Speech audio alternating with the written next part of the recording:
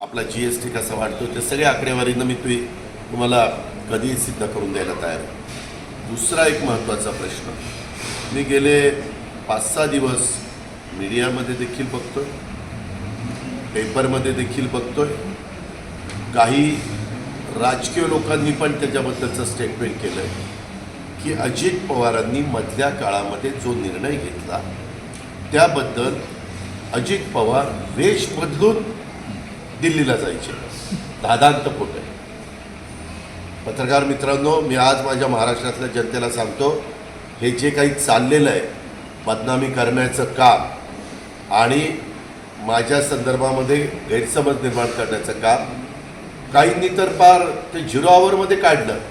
अरे काढताना पहिल्यांदा माहिती तर घ्या ना की बाबा अजित पवार नाव बदलून गेले। अरे मी राज्याचा 35 वर्ष, काही काळ मी खासदार राहिलो आहे, काही काळ मी आमदार राहिलो आहे, काही काळ मी राज्यमंत्री राहिलो आहे, काही काळ मी विरोधी पक्षनेता राहिलो, काही काळ मी उपमुख्यमंत्री राहिलो। एक जबाबदारी मला पण कळते, एखाद्याने स्वतःचं नाव बदलून जाणं हा पण गुन्हा आहे।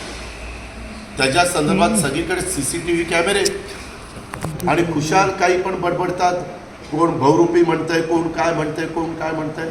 म्हणणाऱ्यांना काही लाज लज्जा शरम वाटली पाहिजे। दादांत बिनबुडाचे आरोप माझ्यावर जे काही करताय त्याच्यामध्ये तसोबर देखील तथ्य नाही। आणि मला जर उद्या कुठं जायचं म्हटलं, आता माझं अचानक, मी आज कळवण आणि सुरगाणाचा कार्यक्रम माझा होता, खूप दिवसापूर्वी आमचे आमदार नितीन पवारांनी घेतलेला होता। जाताना मला इथनंच जावं लागत होतं। काही जण मला भेटायचं म्हणत होते, ते मुंबईला येऊन आम्हाला भेटायचं आहे।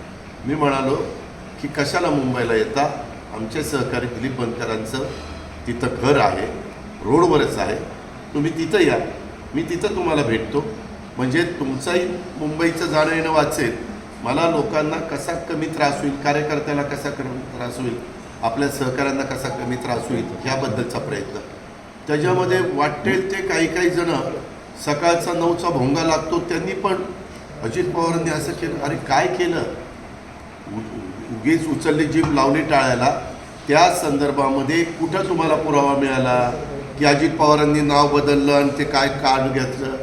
मी तेव्हा विरोधी पक्षनेता होतो, मला समाज ओळखतो, मी कुठेही गेलो तरी असं काही, आणि काही कोण म्हणलं मिशाच लावल्या होत्या आणि टोपीच घातली होती आणि काय ते मास्कच लावलेलं होतं, साफ चुकीचं आहे। त्यामध्ये जर हे सिद्ध झालं तर मी राजकारणातून निवृत्त होईल।